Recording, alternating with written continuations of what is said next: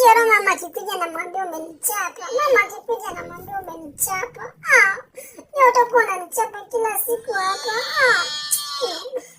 Sasa kukosa kuosha vyombo unanichapa. Mama akikuja na mwambie. Mama akikuja na mwambie alai.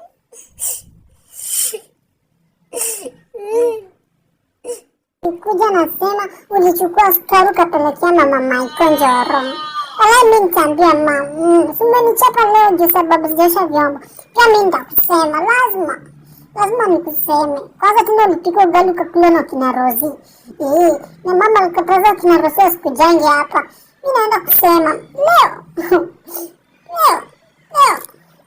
Leo utajua ujui. Mimi leo nakusema kwa mama. Tena nangojea dada akikuja niseme ulichukua nyundo yake ukapatia kina Junior.